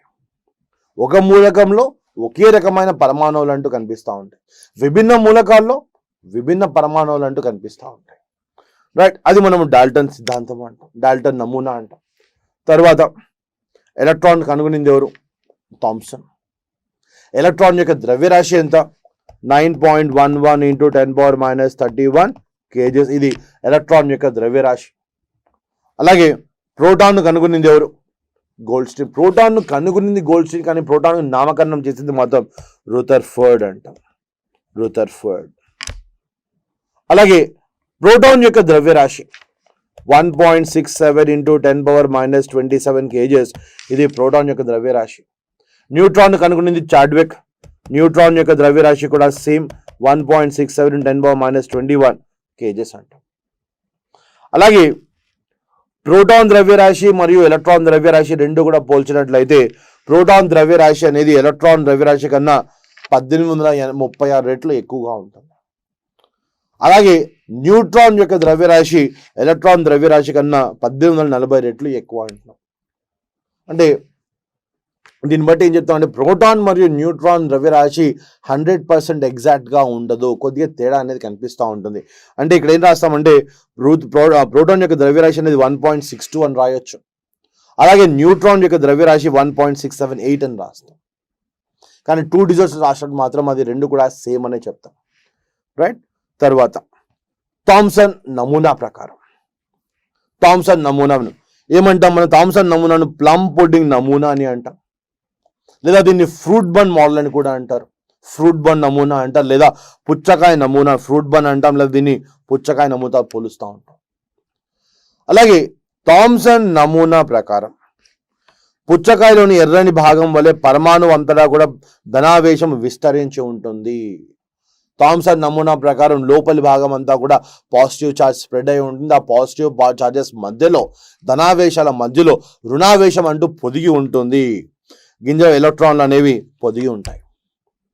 అందుకే దీన్ని మనము పుచ్చకాయతో పోలుస్తున్నాం, లేదా ఫ్రూట్ బన్ అని పిలుస్తున్నాం. సో ఇక్కడ మనం చూసినట్లయితే ఫ్రూట్ బన్లో కానివ్వండి, పుచ్చకాయలో కానివ్వండి, రైట్, ఇలా కనిపిస్తూ ఉంటాయి. పాజిటివ్ ఛార్జెస్ మధ్యలో ఇక్కడ ఉన్న పాజిటివ్ ఛార్జెస్ కనిపిస్తూ ఉన్నాయి. సో ఈ పాజిటివ్ ఛార్జెస్ మధ్యలో ఎలక్ట్రాన్లు అనేవి పొదిగి ఉన్నాయి. అందుకే దీన్ని మనం పుచ్చకాయ నమూనా అని కూడా అంటాం, లేదా పుచ్చకాయ నమూనాతో పోల్చడం జరుగుతూ ఉంటుంది. రైట్. దెన్ రూథర్ఫర్డ్ నమూనా ప్రకారం, సో రూథర్ఫర్డ్ నమూనా ప్రకారం పరమాణువులో చాలా భాగం ఖాళీ ప్రదేశము అంటాం, ఎంప్టీ ప్లేస్, హాలో స్పేస్ అంటాం. కారణం ఏంటి? పరమాణు యొక్క మధ్య భాగంలో ఉండదని పరమాణు కేంద్రకము అంటాం. ఆ పరమాణు కేంద్రకం లేని ఉన్నాయి న్యూట్రాన్లు, ప్రోటాన్లు ఉన్నాయి. పరమాణు కేంద్రకం చుట్టూ విభిన్న కక్షలో ఎలక్ట్రాన్లు అనేవి నిరంతరంగా పరమాణు కేంద్రకం చుట్టూ భ్రమిస్తూనే ఉన్నాయి. పరమాణులు ధనావేశం అంతా కూడా పరమాణు కేంద్రకం అనే చిన్న సాంద్రత ప్రాంతంలో ఉంటాయి. సాంద్రత ప్రాంతంలో మాత్రమే ఉంటాయి ఏవవి? ధనావేశాలన్నీ కూడా. సో పరమాణు కేంద్రకంలో ఉండే ప్రోటాన్లు, న్యూట్రాన్లకు ఆవేశం అంటూ ఉండదు. ప్రోటాన్లకు ధనావేశం ఉంది కాబట్టి పరమాణు కేంద్రకం యొక్క ఆవేశం కూడా ధనావేశము అంటాం. అలాగే కేంద్రకం చుట్టూ రుణావేశం కలిగిన ఎలక్ట్రాన్లు అనేవి వృత్తాకార మార్గంలో తిరుగుతూ ఉంటాయి, భ్రమిస్తూ ఉంటాయి. సో రూథర్ఫర్డ్ పరమాణు మోడల్ని మనము గ్రహమండల నమూనా అని కూడా అంటాం, సౌరమండల నమూనా అని కూడా, సోలార్ మోడల్ అంటాం, లేదా ప్లానటరీ మోడల్ అంటాం. రైట్. గ్రహమండల నమూనా అని కూడా అంటాం, దీన్ని ప్లానటరీ మోడల్ అంటున్నాం. రైట్. కారణం ఏంటి? ఇక్కడ ఉన్న ఎలక్ట్రాన్లు ఏవైతే ఉన్నాయో గ్రహమండలంలో కానివ్వండి, సౌరమండలంలో కానివ్వండి ఉన్న గ్రహాలు సూర్యుడు చుట్టూ ఎలా తిరుగుతున్నాయో ఎలక్ట్రాన్లు కూడా పరమాణు కేంద్రకం చుట్టూ నిరంతరంగా తిరుగుతున్నాయి. కాబట్టి దీన్ని మనము సౌరమండల నమూనా లేదా గ్రహమండల నమూనా అని కూడా అంటాం. రైట్. దెన్ బోర్ నమూనా ప్రకారం పరమాణువులో గల ప్రత్యేకమైన స్థిర కక్షలో మాత్రమే ఎలక్ట్రాన్లు అంటూ తిరుగుతూ ఉంటాయి. వీటిని మనము శక్తి స్థాయిలో అంటాం, లేదా వీటిని మనము స్టేషనరీ ఆర్బిట్స్ అంటాం. సో ఎలక్ట్రాన్లు ఈ స్టేషనరీ ఆర్బిట్స్లో శక్తి స్థాయిలో భ్రమిస్తున్నంత కాలం ఇవి ఎప్పుడు కూడా తమ శక్తిని కోల్పోవు. అందుకే ఒక పరమాణు అనేది నిలకడగా ఉంటుంది అనేది బోర్ మోడల్ చెప్తుంది, మన బోర్ నమూనా అనేది తెలియజేస్తుంది. అలాగే స్థిర కక్షలో తిరుగుతున్నంతసేపు ఎలక్ట్రాన్ల శక్తిని కోల్పోవు. అందువల్ల అవి కేంద్రకంలో పడి నశించపోకుండా ఉంటాయి. ఒకవేళ ఎలక్ట్రాన్లు క్లాసికల్ సిద్ధాంతం ప్రకారం పరమాణు కేంద్రకం చుట్టూ నిరంతరంగా తిరుగుతూ ఉంటే ఒకానొక స్థాయిలో ఒకానొక సందర్భంలో పరమాణు కేంద్రకంలో చేరాలి. పరమాణు కేంద్రకంలో చేరినట్లయితే ధనావేశము రుణావేశము రెండు ఏకమైనప్పుడు ఒక పాజిటివ్ ఒక న్యూట్రల్ ఛార్జ్ అనేది ఏర్పడుతుంది. దాని మూలంగా పరమాణు యొక్క ఉనికికి ప్రమాదం అని చెప్తాం. You cannot explain the stability of N atom, right?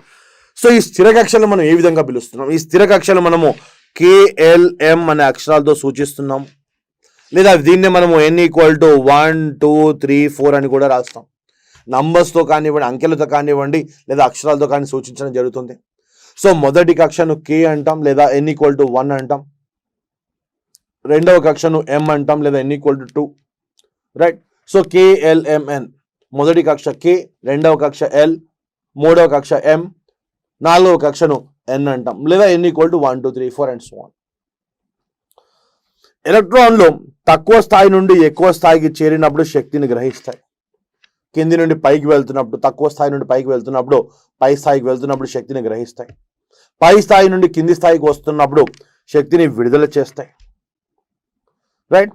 So ఈ శక్తి ఎప్పుడూ కూడా క్వాంటీకరణం చెంది ఉంటుంది అంట, క్వాంటైజ్డ్ అంట. దెన్ బోర్ నమూనా హైడ్రోజన్ వర్ణపటంలో కనిపించే రేఖల గురించి మాత్రమే వివరించగలిగింది. సో హైడ్రోజన్లో ఉన్న ఏకైక ఎలక్ట్రాన్ పై స్థాయి నుండి కింది స్థాయికి చేరినప్పుడు శక్తిని విడుదల చేస్తుంది. ఆ శక్తి విడుదలైనప్పుడు కొన్ని రేఖలు కనిపిస్తూ ఉంటాయి. కేవలము దాన్ని మాత్రమే బోర్ నమూనా అనేది వర్ణించగలిగింది. కానీ హీలియం కానివ్వండి, లిథియం, బెరీలియం అంటే 2 లేదా 2 కన్నా ఎక్కువ ఎలక్ట్రాన్లు కలిగిన పరమాణువులో ఏర్పడే రేఖలను బోర్ నమూనా అనేది ఎక్స్ప్లెయిన్ చేయలేకపోయింది. సో వీటిని మనము ఈ రేఖలు అంటాం. సో ఇలా రేఖలను బోర్ నమూనా అనేది ఎక్స్ప్లెయిన్ చేయలేకపోయింది. సో ఎప్పుడైతే ఎలక్ట్రాన్లు అనేవి పై స్థాయి నుండి కింది స్థాయికి జంప్ చేరుతున్నాయో, ఫర్ ఎగ్జాంపుల్ ఇక్కడ మనం ఇదేమన్నాం, N = 6 అన్నాం, ఇది N = 6 అంటే 6వ కక్ష నుండి మొదటి కక్షకు చేరుతున్నప్పుడు, లేదా 5వ కక్ష నుండి మొదటి కక్షకు చేరుతున్నప్పుడు, 4వ కక్ష నుండి మొదటికి, 3 నుంచి 1కి, 2 నుంచి 1కి, అంటే పై స్థాయి నుండి మొదటి స్థాయికి చేరుతున్నప్పుడు కనిపించే వర్ణరేఖలనే మనము లైమన్ సిరీస్ అంటాం. లైమన్ సిరీస్ మొదటి స్థాయికి చేరుతున్నప్పుడు కనిపించే వర్ణరేఖలను లైమన్ సిరీస్ అంటాం, LYMANN. అలాగే పై స్థాయి నుండి ఒకవేళ ఎలక్ట్రాన్లు అనేవి రెండవ స్థాయికి చేరినప్పుడు అవి విడుదల చేసే శక్తినే మనము బామర్ సిరీస్ అంటాం. పై స్థాయి నుండి ఎలక్ట్రాన్లు 3వ స్థాయికి చేరుతున్నట్లయితే ఏర్పడే రేఖలు ఏవైతే ఉన్నాయో ఆ రేఖల మూలంగా ఏర్పడే సిరీస్ అవుతుందో అది ప్యాషన్ సిరీస్ అంటాం. పై స్థాయి నుండి 4వ దానికి బ్రాకెట్ సిరీస్ అంటాం. తర్వాత పై స్థాయి నుండి 5వ దానికి చేరినట్లయితే వాటిని మనము ఫండ్ సిరీస్ అంటాం. సో ఇలా విభిన్న సిరీస్లు కనిపిస్తూ ఉంటాయి. అంటే అవి ఎలక్ట్రాన్లు అనేవి ఏ స్థాయి నుండి ఏ స్థాయికి చేరుతున్నాయి, పై స్థాయి నుండి మొదటి స్థాయికి చేరుతున్నాయా, రెండవ స్థాయికి చేరుతున్నాయా, 3వ స్థాయికి చేరుతున్నాయా, దీన్ని బట్టి సౌరవర్ణ పటంలోని రేఖలను మనం ఒక సిరీస్గా దాన్ని వివరించడం జరుగుతూ ఉంటుంది. మొదటి స్థాయికి అయితే దాన్ని ప్యాషన్ సిరీస్ అంటాం, మొదటి స్థాయిని అయితే లైమన్ సిరీస్ అంటాం, రెండవ స్థాయి అయితే ప్యాషన్ సిరీస్ అంటాం, 3వ స్థాయికి చేరినట్లయితే బ్రాకెట్ సిరీస్ అంటాం.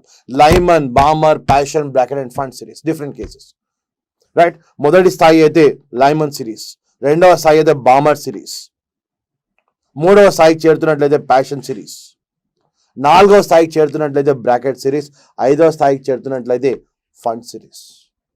Lyman, Balmer, Paschen, Brackett and Pfund. So ఇవన్నీ కూడా విభిన్న సిరీస్లు. ఎలక్ట్రాన్లు ఏ స్థాయి నుండి ఏ స్థాయికి చేరుతున్నాయనే దాన్ని బట్టి మొదటి స్థాయి అయితే లైమన్ సిరీస్, రెండవ స్థాయి అయితే బామర్ సిరీస్, మూడవ స్థాయి ప్యాషన్ సిరీస్, నాలుగవ స్థాయి బ్రాకెట్, ఐదవ స్థాయిని మనము ఫండ్ సిరీస్ అంటాం. సో ఇవి పరమాణువుకి సంబంధించిన విభిన్న నమూనాలు అంటాం. అలాగే నెక్స్ట్ క్లాస్లో పరమాణు సంఖ్య అంటే ఏంటి, అలాగే ద్రవ్యరాశి అంటే ఏంటి, వాటి గురించి చూద్దాం. Right, next topic. So next ఏంటి, పరమాణు సంఖ్య అంటే ఏంటి. సో ఈ నమూనాలన్నింటినీ బేస్ చేసుకుని బేస్ చేసుకుని పరమాణు ఎలా ఉంటుంది, పరమాణు యొక్క ఆకారం ఏంటి, పరమాణు యొక్క నిర్మాణం ఏంటో ఒక కంక్లూజన్కి వచ్చిన తర్వాత అసలు పరమాణు సంఖ్య అంటే ఏంటి, దాన్ని మనం అటామిక్ నంబర్ అంటాం. పరమాణువు సంఖ్య, వాట్ ఈస్ అటామిక్ నంబర్, పరమాణు సంఖ్య కానివ్వండి, లేదా పరమాణు యొక్క ద్రవ్యరాశి అంటాం, లేదా పరమాణు భారము అని కూడా, అటామిక్ వెయిట్ అంట, అటామిక్ మాస్, అటామిక్ వెయిట్ రెండు కూడా సేమ్. సో ఇక్కడ పరమాణు సంఖ్య అంట. పరమాణు సంఖ్య అంటే ఏంటి, సో ఏదైనా మనం తీసుకున్న ఏదైనా ఒక పరమాణు, ఇది పరమాణు కేంద్రకం అనుకుందాం. రైట్, పరమాణు కేంద్రకం అంటాం, పాజిటివ్ ఛార్జ్. సో పరమాణు కేంద్రకంలో ఉండేవి కేవలం న్యూట్రాన్లు మరియు ప్రోటాన్లు మాత్రమే. అలాగే ఈ పరమాణు కేంద్రకం చుట్టూ ఉన్న విభిన్న కక్షల్లో ఎలక్ట్రాన్లు అంటూ నిరంతరంగా భ్రమిస్తూ ఉంటాయి. వీటిని మనం శక్తి స్థాయి అంటాం, లేదా శక్తి స్థాయిలు అంటాం, స్టేషనరీ ఆర్బిట్స్ అంటాం వీటిని మనం.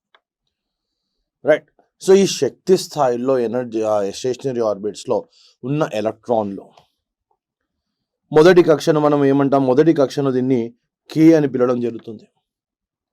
అలాగే రెండవ కక్షను ఎల్ అంటాం. ఒకవేళ మూడవ కక్ష అనేది ఉంటే దీన్ని ఎం అంటాం. తర్వాత నాలుగవ కక్షను ఎన్ అని పిలవడం జరుగుతుంది. సో ఈ కేఎల్ఎంఎన్ లేదా వీటికి మనము n=1 అంటాం, n=2, అలాగే n=3, అలాగే n=4 అంటాం. సో పరమాణు కేంద్రకం చుట్టూ ఉన్న ఎలక్ట్రాన్ల సంఖ్య, పరమాణు కేంద్రకం చుట్టూ ఉన్న విభిన్న కక్షల్లో ఉన్న ఎలక్ట్రాన్ల సంఖ్య, లేదా ఆ పరమాణు కేంద్రకంలో ఉండే ప్రోటాన్ల సంఖ్య, నంబర్ ఆఫ్ ఎలక్ట్రాన్స్ లేదా నంబర్ ఆఫ్ ప్రోటాన్స్ అంటాం. పరమాణు కేంద్రకంలో ఉండే ప్రోటాన్ల సంఖ్యను లేదా పరమాణు కేంద్రకం వెలుపల ఉన్న కక్షలో ఉండే ఎలక్ట్రాన్ల సంఖ్యను, దాన్ని మనం పరమాణు సంఖ్య అంటాం. దీన్ని Z అనే అక్షరంతో సూచించడం జరుగుతుంది. పరమాణు కేంద్రకంలో ఉండే ప్రోటాన్ల సంఖ్య లేదా పరమాణు కేంద్రకం చుట్టూ ఉన్న కక్షలో ఉండే ఎలక్ట్రాన్ల సంఖ్యనే మనము పరమాణు సంఖ్య అంటాం. ఈ పరమాణు సంఖ్యను Z అనే అక్షరంతో సూచించడం జరుగుతుంది. తర్వాత ద్రవ్యరాశి, పరమాణు యొక్క ద్రవ్యరాశి అంటున్నాం. పరమాణు ద్రవ్యరాశి లేదా పరమాణు భారం అని కూడా, అటామిక్ వెయిట్ అని కూడా అంటారు. దీన్ని ఏ అనే అక్షరంతో సూచించడం జరుగుతుంది. సో పరమాణు ద్రవ్యరాశి అంటే ఏంటి, అటామిక్ మాస్ అంటే ఏంటి, పరమాణు కేంద్రకంలో ఉన్న ప్రోటాన్ల సంఖ్య మరియు న్యూట్రాన్ల సంఖ్య మొత్తాన్ని కలిపి మనం పరమాణు యొక్క ద్రవ్యరాశి అంటాం. పరమాణు కేంద్రకం లోపల ఉన్న ప్రోటాన్ల సంఖ్య మరియు న్యూట్రాన్ల సంఖ్య మొత్తాన్ని పరమాణు ద్రవ్యరాశి అంటాం. దీన్ని మనము ఏ అనే అక్షరంతో మనము సూచించడం జరుగుతుంది. ఏ అనే అక్షరంతో దీన్ని సూచిస్తాం. అలాగే ఏదైనా ఒక మూలకాన్ని సూచించాలి. మూలకం అది ఏదైనా కావచ్చు. ఆవర్తన పట్టికలో ప్రస్తుతం మనకున్న 118 మూలకాల్లో ఏ మూలకమైనా కావచ్చు. సో మూలకాన్ని సూచించడం కోసం మనం ఉపయోగించే పద్ధతి ఏంటి, XZA అని రాస్తాం. XZA ఇది పరమాణు ఒక మూలకాన్ని సూచించే పద్ధతి అంటాం. సో ఈ XZAలో ఏ అనేది పరమాణువు సంఖ్య తెలియజేస్తుంది, Z అనేది పరమాణు సంఖ్యను తెలియజేస్తుంది. అలాగే ఏ అనేది పరమాణువు యొక్క ద్రవ్యరాశిని తెలియజేస్తుంది, అటామిక్ మాస్. అలాగే ఎక్స్ అనేది మూలకం, ఎక్స్ అనేది మూలకం ఎలిమెంట్. సో ఎప్పుడైతే మనము ఏ మైనస్ జెడ్ క్యాల్కులేట్ చేస్తున్నామో, ఏ మైనస్ జెడ్ విలువ అనేది ఏం తెలియజేస్తుందంటే ఆ పరమాణు కేంద్రకంలో ఉన్న న్యూట్రాన్ల సంఖ్యను తెలియజేసేదే ఏ మైనస్ జెడ్ అంట. పరమాణు కేంద్రకంలో ఉన్న న్యూట్రాన్ల సంఖ్యను తెలియజేసేది ఏ మైనస్ జెడ్ యొక్క విలువ అంట. ఏ మైనస్ జెడ్ అంటే ఇలా తెలియజేస్తుంది. ఇక మనము జెడ్ అంటే ఏమన్నాము, జెడ్ అనేది ఎలక్ట్రాన్ల సంఖ్య లేదా ప్రోటాన్ల సంఖ్య అన్నాం. సో నూతన డెఫినిషన్స్, మోడర్న్ డెఫినిషన్స్ బేస్ చేసుకుంటే, ఇప్పుడు డెవలప్ అవుతున్న కెమిస్ట్రీని బేస్ చేసుకుంటే పరమాణు సంఖ్య అనేది కేవలము పరమాణు కేంద్రకంలో ఉన్న ప్రోటాన్ల సంఖ్య మాత్రమే అని చెప్పొచ్చు. ఇక్కడ కూడా మనము పరమాణు కేంద్రకంలో ఉన్న ప్రోటాన్ల సంఖ్య లేదా ఎలక్ట్రాన్ల సంఖ్య అని చెప్పాల్సిన అవసరం లేదు. ఎందుకంటే ఒక పరమాణు అనేది ఎలక్ట్రాన్లను కోల్పోవచ్చు లేదా ఎలక్ట్రాన్లను గ్రహించవచ్చు. స్టెబిలిటీ కోసం, ఆక్టేట్ కాన్ఫిగరేషన్ కోసం, అష్టకం సాధించడం కోసం, అంటే బాహ్య కక్షలో ఔటర్ మోస్ట్ ఆర్బిట్లో 8 ఎలక్ట్రాన్లు ఉండాలి. దాన్ని మనం అష్టకము అంటాం లేదా ఆక్టేట్ అంటాం. సో అష్టకం సాధించడం కోసం ఒక పరమాణు అనేది ఎలక్ట్రాన్లను గ్రహించవచ్చు లేదా ఎలక్ట్రాన్లను కోల్పోవచ్చు. కానీ ఏ పరమాణువులో నుండి కూడా ఏ పరమాణువు కూడా ప్రోటాన్లను గ్రహించడం కానివ్వండి, ప్రోటాన్లను కోల్పోవడం కానీ జరగదు. సో దీని ఆధారంగా ప్రస్తుతం మనం ఏమంటున్నాం అంటే పరమాణు సంఖ్య అనేది కేవలము ప్రోటాన్ల సంఖ్యను మాత్రమే చెప్తున్నాం. సో దాన్ని బేస్ చేసుకుంటే జెడ్ అంటే ఏమంటాం, జెడ్ అనేది కేవలము ప్రోటాన్ల సంఖ్య మాత్రమే. అలాగే ఏ అంటున్నాం, ఏ అంటే ఏంటి, పరమాణు యొక్క ద్రవ్యరాశి అంటాం. అంటే ప్రోటాన్ల సంఖ్య మరియు న్యూట్రాన్ల సంఖ్య ఈ రెండింటి యొక్క మొత్తాన్ని మనము ద్రవ్యరాశి అంటాం. సో ఏ మైనస్ జెడ్ చేస్తున్నప్పుడు ఏ మైనస్ జెడ్ యొక్క విలువ అనేది పి ప్లస్ ఎన్ మైనస్ పి అంటే ఇక్కడ పి రెండు క్యాన్సిల్ అయిపోతే మనకు మిగిలిపోయేది ఏంటి, ఎన్ మిగులుతుంది. సో ఎన్ అనేది ఏంటి, న్యూట్రాన్ల సంఖ్యను తెలియజేస్తుంది.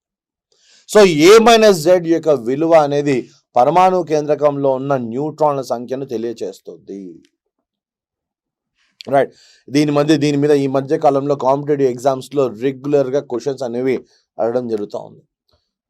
అది ఎస్ఐ కానిస్టేబుల్స్లో కానివ్వండి, గ్రూప్స్లో కానివ్వండి, లేదా ఎస్ఎస్సిలో కానివ్వండి, రెగ్యులర్గా దీని మీద క్వశ్చన్స్ వస్తూ ఉన్నాయి. నా ఫర్ ఎగ్జాంపుల్ యురేనియం 92-233 అంటాం.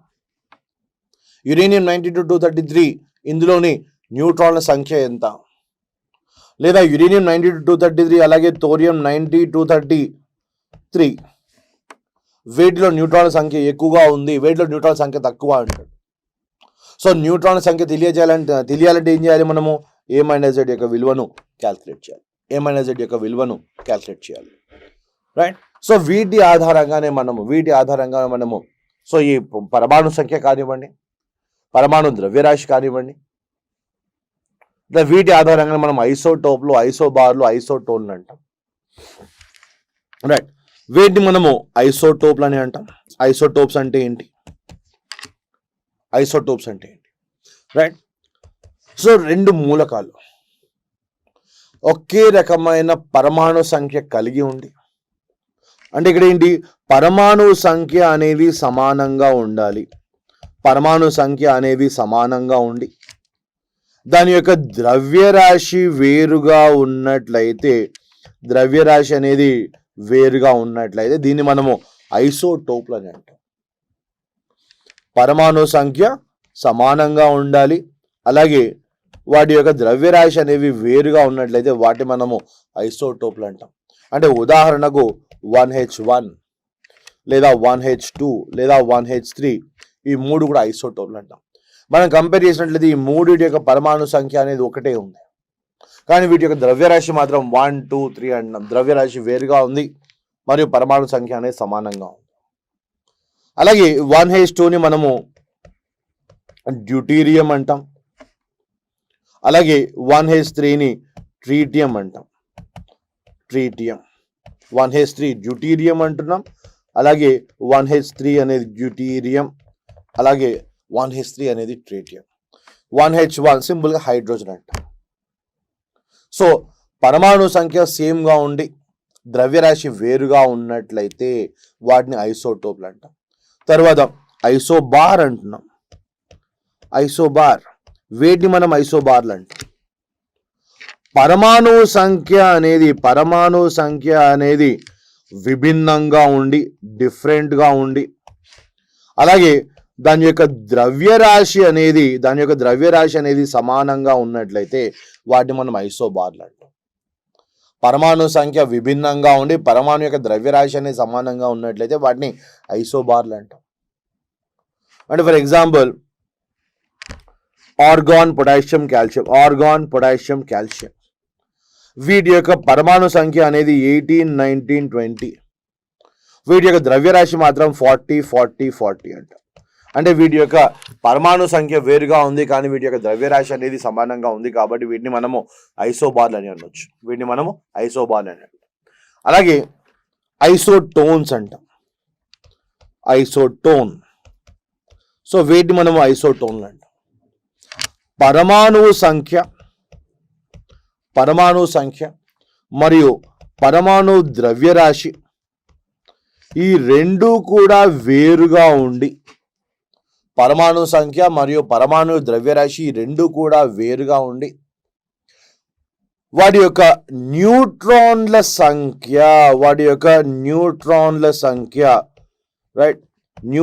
సంఖ్య సమానంగా ఉన్నట్లయితే న్యూట్రాన్ నంబర్ A - Z విలువ సమానంగా ఉన్నట్లయితే వీటిని మనము ఐసోటోన్ అంటాం. రైట్. పరమాణు సంఖ్య డిఫరెంట్గా ఉండాలి, ద్రవ్యరాశి వేరుగా ఉండాలి, కానీ వాటి యొక్క A - Z విలువ అనేది అంటే న్యూట్రాన్ల సంఖ్య అనేది సమానంగా ఉంటేనే వాటిని మనము ఐసోటోన్లు అని అంటాం. అంటే ఫర్ ఎగ్జాంపుల్ కార్బన్ C613 అంటాం. ఇక్కడ న్యూట్రాన్ల సంఖ్య ఎంత? 13 - 6 7. అలాగే నైట్రోజన్ 714 న్యూట్రాన్ల సంఖ్య 7. 14 - 7 7.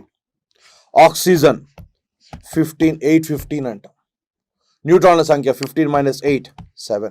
సో ఈ మూడిట్లో న్యూట్రాన్ల సంఖ్య అనేది సమానంగా ఉంది కానీ దీని యొక్క ద్రవ్యరాశి కానివ్వండి, ద్రవ్యరాశి ఎంత ఉంది? 13 14 15. అలాగే పరమాణు సంఖ్య ఎంత ఉంది? 6 7 8.